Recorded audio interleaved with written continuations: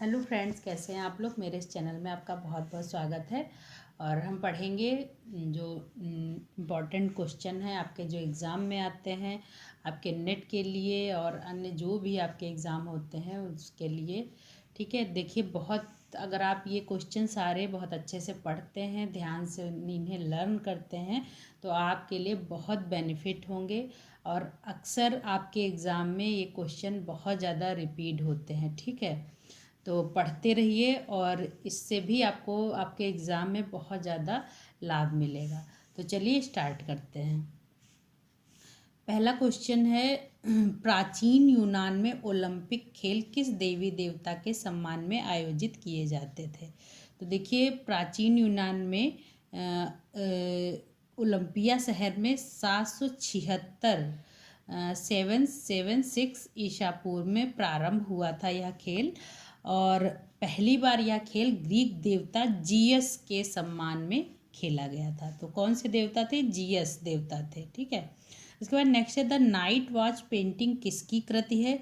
तो रेम्ब्रा की है ये कृति नाइट वॉच। और रेम्ब्रा का जन्म हुआ था 1607 में और मृत्यु हुई थी 1669 में। ठीक है, और 1644 ईस्वी के पश्चात रेम्ब्रा की कला को एक नई दिशा प्राप्त हुई थी तथा वे एक कुशल चित्रकार न रहकर आश्चर्यजनक कला सृजन को करने लगे थे। ठीक है, उसके बाद नेक्स्ट है, होली फैमिली पेंटिंग का चित्रकार कौन है। तो होली फैमिली की पेंटिंग का चित्रकार माइकल एंजेलो है। ठीक है, ये फ्लोरेंस के कलाकार थे और 1447 में इनका जन्म हुआ था और 1546 में इनकी मृत्यु हुई थी। ठीक है, और इनके और भी जो प्रसिद्ध चित्र हैं कुछ, जैसे पिएटा है, ये इन्होंने मूर्ति बनाई है। सिस्टाइन चैपल की छत भी इन्होंने चित्रित की है। ठीक है, याद रखिएगा। पिरामिडों का देश किसे कहा जाता है। तो मिस्र को पिरामिडों का देश कहा जाता है और ये पिरामिड विश्व के महान आश्चर्यों में से एक माने जाते हैं। ठीक है, उसके बाद नेक्स्ट है, टेरा कोटा मूर्ति बनाई जाती है। तो टेरा कोटा मूर्ति जो है वो मिट्टी से बनाई जाती है। मिट्टी के बर्तन सेरेमिक जो बनते हैं पॉटरी में। ठीक है, तो टेरा कोटा मिट्टी में ही ये काम होता है, इससे मूर्तियाँ बर्तन वगैरह बनाए जाते हैं। उसके बाद नेक्स्ट है, मातिस का डांस चित्र किस संग्रहालय में रखा है। ठीक है, तो हेनरी मातिस का डांस नामक चित्र न्यूयॉर्क के म्यूजियम ऑफ मॉडर्न आर्ट में संरक्षित है। ठीक है, और इन्होंने यह चित्र 1909 में बनाया था तैल रंग में। ठीक है, उसके बाद मातिस जो है वो फाववाद के थे। उसके बाद नेक्स्ट है, किस यथार्थवादी चित्रकार ने the wall of the moon भित्ति चित्र पेरिस में यूनेस्को इमारत पर बनाया था। तो जॉन मीरो ने यह चित्र बनाया था। ठीक है, पेरिस में यूनेस्को इमारत पर the wall of the moon.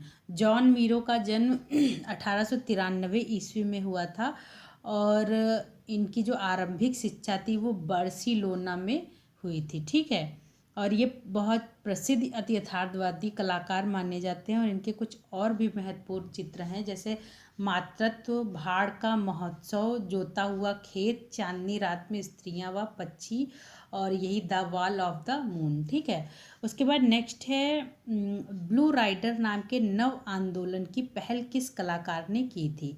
तो कैंडिस्की ने ब्लू राइडर नामक नव आंदोलन की पहल की थी। 20वीं शताब्दी के जर्मन कला के पुनरुद्धार आंदोलन में इस ग्रुप ने अपना महत्वपूर्ण योगदान दिया था। ठीक है, उसके बाद नेक्स्ट है, भारत में पहली विज्ञापन एजेंसी कहाँ खुली थी। तो मुंबई में पहली विज्ञापन एजेंसी खुली थी और 1907 में। ठीक है, आयरस जेम्स अगस्टस हिक्की द्वारा स्थापित समाचार पत्र बंगाल गजट से यह प्रारंभ हुई थी। उसके बाद नेक्स्ट है, लेज़र प्रिंटिंग में रेजुलेशन की इकाई को क्या कहते हैं। तो रेजुलेशन इकाई को डीपीआई कहते हैं। ठीक है, और ये प्रिंटर मुख्यतः 3 प्रकार के होते हैं। पहला लेजर प्रिंटर, दूसरा इंक जेट प्रिंटर और तीसरा डॉट मैट्रिक्स प्रिंटर। ठीक है, तो इसमें जो माप होती है वो डीपीआई से जानी जाती है। उसके बाद नेक्स्ट है ब्लू राइडर ग्रुप किसने चित्रित किया था, तो फ्रेंच मार्क ने ब्लू राइडर ग्रुप को मतलब चित्रित किया था। इन्होंने यहाँ पेंटिंग बनाई थी और जो है इस ब्लू राइडर ग्रुप की स्थापना में भी इनका योगदान रहा है। इसके बाद नेक्स्ट है द पोटैटो ईटर किसका चित्र है, तो potato eater Vincent van Gogh का चित्र है और ये उत्तर प्रभाववादी कलाकार हैं, ठीक है। और इनका जन्म फ्रांस में हुआ था और इनके द्वारा और भी प्रसिद्ध चित्र बनाए गए जैसे सूरजमुखी का फूल और द पोटैटो ईटर, तो ये आपने पढ़ा ही है उसको। ये जो द पोटैटो ईटर है इसे आलू भच्छी या आलू खोर भी कहा जाता है, ठीक है। अगर एग्जाम में आ जाता है तो ध्यान रखिएगा। उसके बाद नेक्स्ट है अभिव्यंजनावाद का प्रारंभ किस देश से हुआ था, तो अभिव्यंजनावाद का प्रारंभ जर्मनी से हुआ था, ठीक है, 20वीं शताब्दी में, ठीक है। और अभिव्यंजनावादी कला में कलाकार मानवीय शरीर एवं वस्तु के नैसर्गिक रूप को अपनी भावनाओं के अनुकूल विकृत या ऐंठनदार रूप में बनाते थे, भावनाओं को व्यक्त करते थे। जो इसमें आपने व्यंजनावाद में देखा होगा, भावनाओं से रिलेटेड जो इंसान की चेहरे पर जो भाव आते हैं अवसाद में या खुशी में, उस तरीके के चित्र इसमें बने हैं। उसके बाद नेक्स्ट है प्रख्यात चित्र गुर्निका किस माध्यम में निर्मित है, गुर्निका 1937 में बनी थी, पिकासो ने बनाई थी। घनवाद का यह चित्र है और गुर्निका जो है तैल रंग में बना हुआ है, ठीक है। गृह युद्ध पर बना है, द्वितीय विश्व युद्ध जब चल रहा था, द्वितीय विश्व युद्ध आरंभ होने वाला था, प्रथम विश्व युद्ध के बाद यह चित्र बनाया गया था। और जो हिटलर थे वो स्पेन में ये वहाँ पे गुर्निका नाम का एक गांव था और वहाँ पर इन्होंने उस पर हमला कर दिया था, उसी को चित्रित किया है इसमें इन्होंने, पिकासो ने, ठीक है। नीले रंग से बनाया गया है।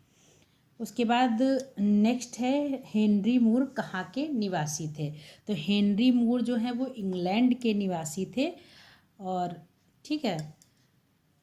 तो चलिए यहाँ तक आपके क्वेश्चन हो गए हैं और बाकी मैं आपसे 2 क्वेश्चन आपसे पूछ लेती हूँ, उसके आंसर आप ज़रूर दीजिएगा, ठीक है। तो पहला क्वेश्चन है द लियोनार्दो दा विंसी के शिक्षक कौन थे, ठीक है। लियोनार्दो दा विंसी के शिक्षक कौन थे, पहला ऑप्शन है लॉरेंजो घिबर्टी, दूसरा है दोनातेल्लो, तीसरा है ऑर्दिया देल वेरेचियो और चौथा है जॉर्ज वेसारी। तो इनमें से आप एक ऑप्शन बताइएगा कौन से इनके शिक्षक हैं, ठीक है। लियोनार्दो विंची का जन्म कब हुआ था और कहाँ हुआ था ये भी बताइएगा।